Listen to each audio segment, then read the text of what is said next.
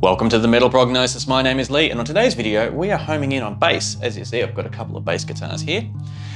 Now, I'm a pretty average bass player. I don't see myself as being wow, but I don't see myself as being bad. I kind of just hold my own pretty well, which makes me a pretty decent candidate for the type of video that we're doing today, which is the difference between using a pick and not using a pick on bass. So I decided to shake it up a little bit, and I've got my Epiphone here in drop C, and I did a jam just running this straight clean. So this is just running straight through my mixing console, and that is it.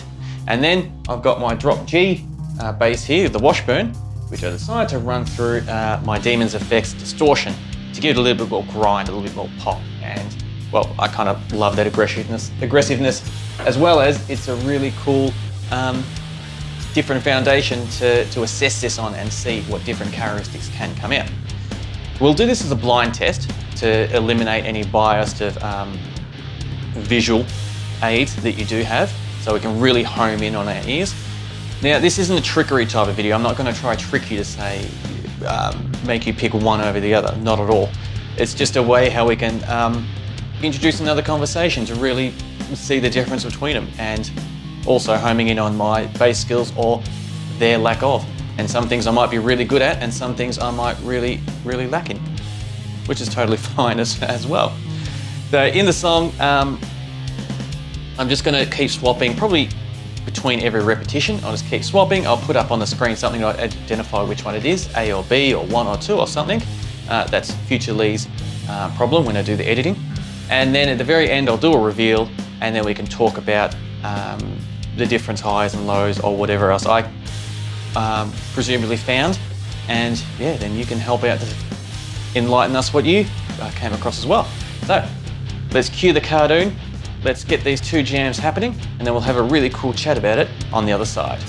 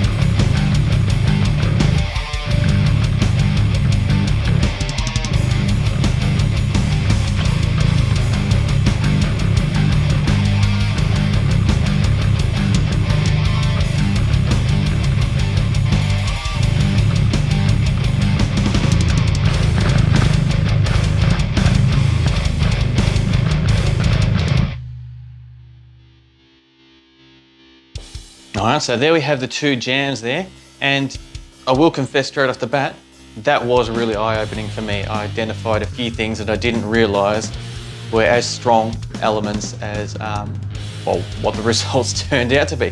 So let me share some of my highlights that I found, and lowlights as well, in doing this back-to-back And yeah, definitely keen for your feedback as well, because I'm extremely confident that you would have heard a lot of things that I didn't too, which I'm keen to hear and to share it and to start building the conversation as well in this community.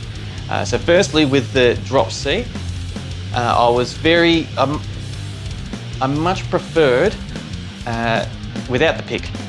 I felt like it introduced a lot more bottom dynamic and richness to the actual tone, and having the pick made it more aggressive and made it a little bit more punchier, but it took away a little bit too much from the tone.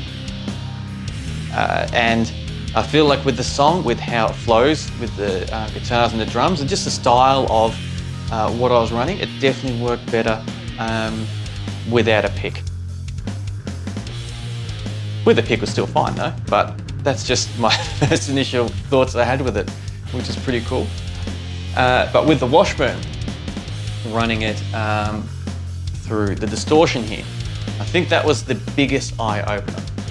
Now, just to go back on the Epiphone here, that was a Shadows of Bass song that I've been playing for many years, so it was a lot more natural to me, and I've played that on bass countless number of times for this YouTube channel and in its existence of the song. So I apologise about my stuttering today, but we'll get through this together.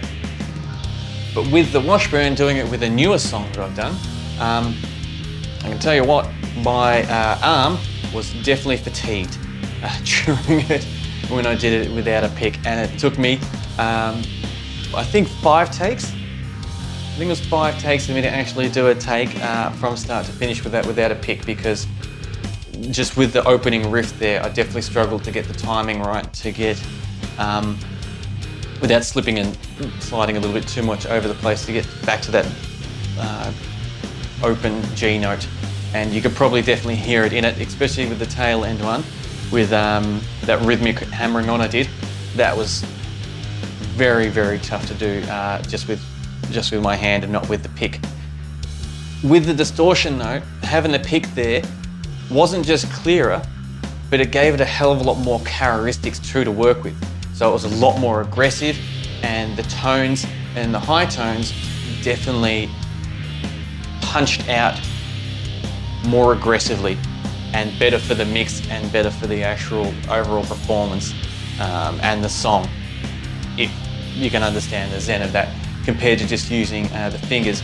So the actual grinding aspect that I love in this tone was really hard to get just using my hand. Now, I confess absolutely 100%, if there's a better bass player, they would be able to make it sing a hell of a lot better than what I could. Absolutely.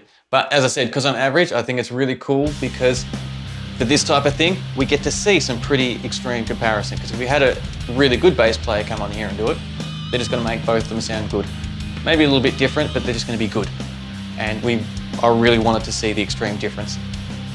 So yeah, I wasn't really surprised in that, because I normally just go for a pick when I'm using really low tuning like that, like the drop G. And plus, I just don't keep my fitness up with bass. So my hand just couldn't and doesn't enjoy those type of marathons, especially with that type of aggressive tune as well. Another thing which I did notice beforehand, but since we're homing in on bass, I'll share with you as well. I feel if I were to do a bass session, what's a really good analogy for it, percentage-wise, would probably be, if I were to use a pick on bass, on either of these, I could probably do it all day. This one would probably strain me out a little bit more, but I could do it all day without too much stress. Where if I wasn't using a pick, I couldn't last, well, definitely with this one, I really struggled to get through just that little jam to start with, because it took me a few takes. But yeah, I could, with the drop C, I could probably only do half a day, or even less than half a day using my hand, because fatigue would absolutely kick in. And with the drop G, even less, absolutely less. Where with a pick, all day, every day, no problem at all. With this one, not quite as much, but a lot better. Which comes to the point of what are you trying to achieve when you're actually doing your recording? What does the song need, and what are you wanting to bring out to it, and what different type of characteristics do you want to bring out of it? As an engineer, I've dealt with bands in the past and bass players where they've done both.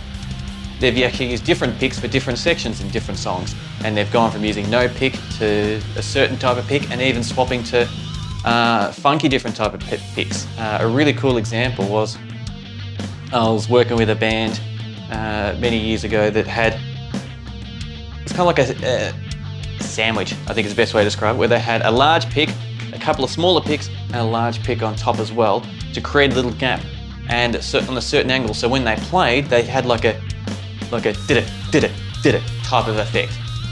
A lot quicker than that, but from a rhythmic perspective, that's the effect they had. So each note they were hitting kind of gave like a flange type of hit, like a drummer would do on their kit, but with bass, and that was really, really cool. So I think that's that's the answer. The answer is whatever suits better for the song, whatever you're comfortable with, and whatever results you want is the way to go.